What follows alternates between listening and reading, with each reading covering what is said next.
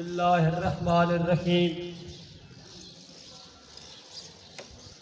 یہ کس لہو سے زمین یاقوت بن گئی ہے، یہ کس نگر کے ثبوت ہے تیرے خون پہ وغیلا یہاں پر اور میرے خون پہ خاموشی ہے۔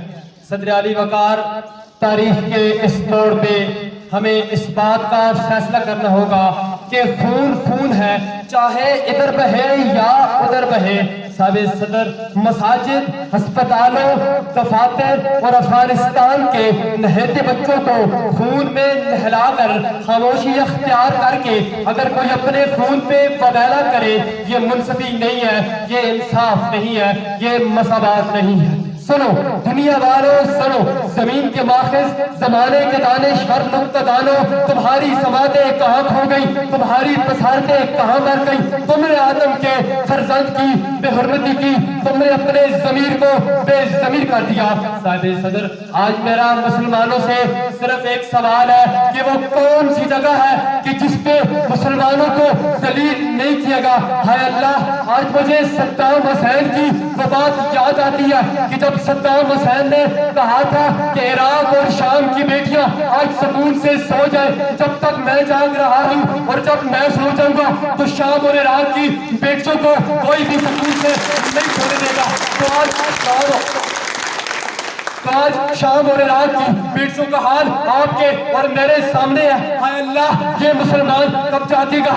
پھر کشمیر کے نہتے بچے ہماری طرف دیکھتے ہی دیکھتے چپ ہو گئے، ہم خاموش رہے۔ ہائے اللہ، یہ مسلمان کب جاگے گا؟ پھر یوں ہوا، سلسلہ چلتا رہا، ہمارے رسول کی گستاخیاں شروع ہو گئی، فرانس والوں نے ہمارے رسول کے خاکے پیش کر دیے۔ پھر یوں ہوا، سلسلہ چلتا رہا، صحابہ کرام کی گستاخیاں شروع ہو گئی۔ فرانس والوں، تمہاری اوقات تو یہ ہے، تمہیں اپنے بابا کا نام نہیں پتا، کسی اپنے بابا کا نام نہیں پتا، وہ ہمارے رسول کی توہین نہیں کر سکتا، کسی سے اپنے بابا کا نام نہیں پتا، وہ صحابہ کرام کی توہین نہیں کر سکتا۔ تو میں یہ بات کہنے پہ مجبور ہوں کہ میری جان صحابہ، میری شان صحابہ، میری آن صحابہ۔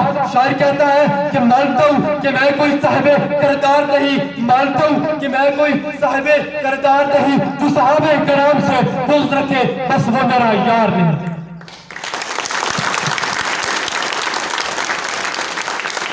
جاگ جاؤ مسلمانوں، جاگ جاؤ، جاگ جاؤ مسلمانوں، جاگ جاؤ۔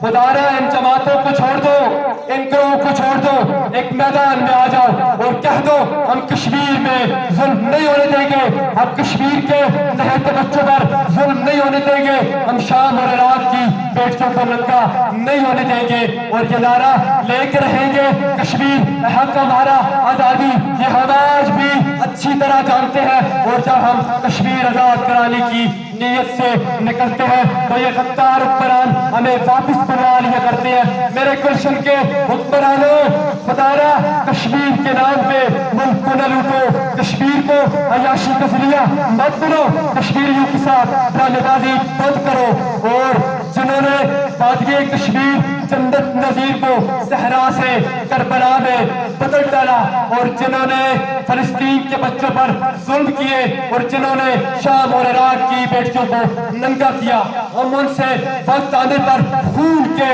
ایک ایک قطرے کا حساب لیں گے۔